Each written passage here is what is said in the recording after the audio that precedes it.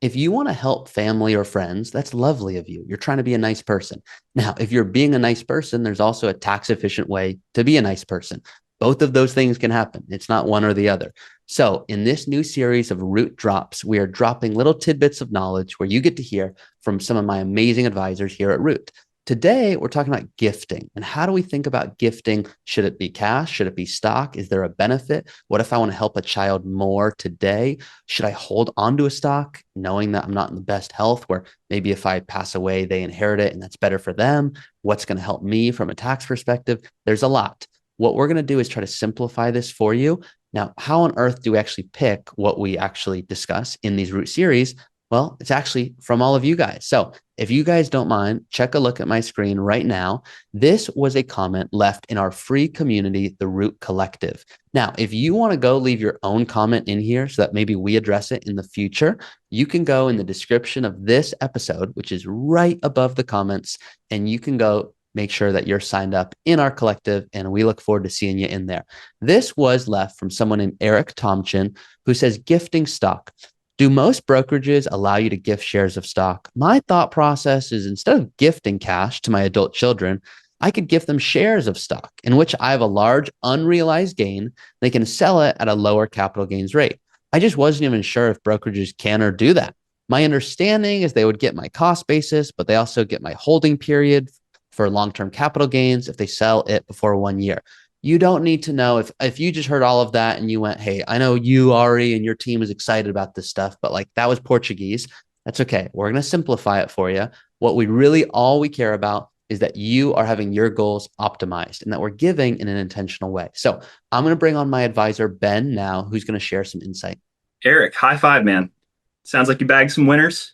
You are looking to give in the most tax efficient way. And gifting appreciated stock can be a really smart move, but it's not exactly a one size fits all solution. And there's a lot of intricacies that we want to be aware of. So, let's say, just for sake of example, you bought $1,000 of Apple stock a while ago. Today, it's worth 10,000. Pretty reasonable given what Apple has done. And you could sell it yourself, but you might owe capital gains tax on that $9,000. So instead, you gift that stock maybe to your daughter and you get a $10,000 gift to her.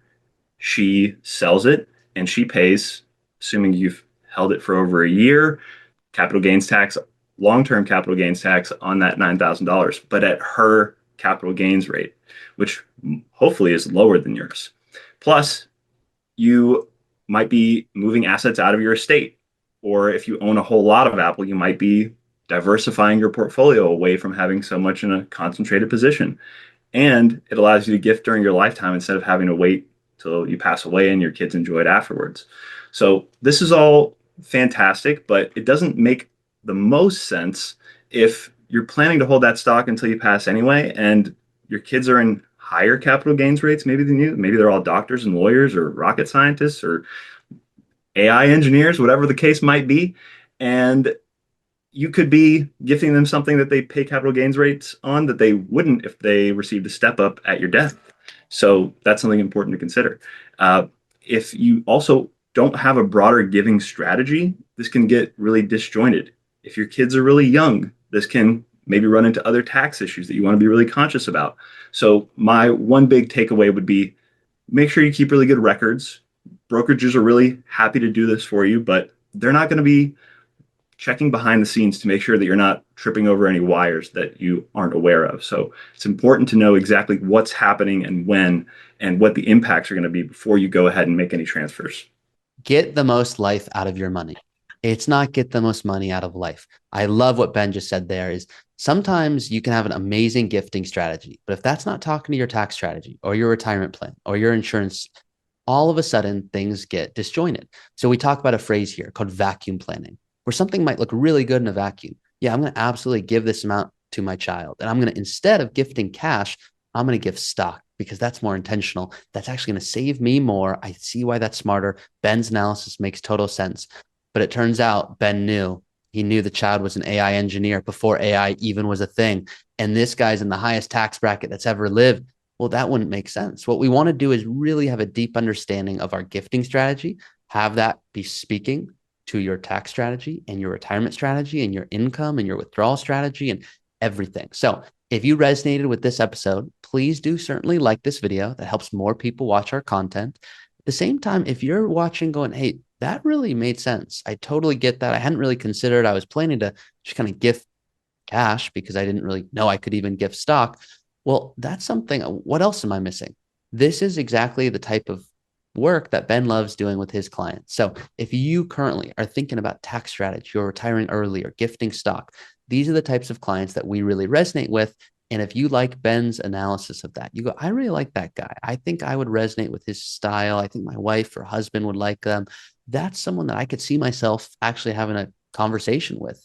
Well, you can certainly reach out to Root by going to our website, rootfinancial.com. In the upper right, you'll see a little button that says click here to see if you're a fit. If you fill out that, there's just a few questions. You could start working with Ben within a week. Now, once again, this is what we love to do at Root. It's holistic planning. My final request is many of you watching this video, you are clients of Root, which is awesome. Those that are not, we're putting all this content out for free. My only request, please like this video. Please comment if there's something you learned. And that something you learned could be, hey, I was just about to gift cash. That something you learned was, wow, I didn't even consider the fact that if my children are doing fine and they don't really need my help, maybe I should hold on to that, even if it's got some big gains. You also might just think, you know what? Does gifting actually help more if I do it now? Should I wait? How would that impact all these other moving pieces in my life? Once again, that's where an advisor comes in. My final request, truly, it's more fun to retire early with friends, with family. So please share this if you think there's someone who you know who might have a big winner that is going to want to start being intentional with their tax strategy, or just in general is going to resonate with Root and our vibe and our type of content. So hopefully you guys love this. This is our new series, Root Drops. We'll see you guys next time.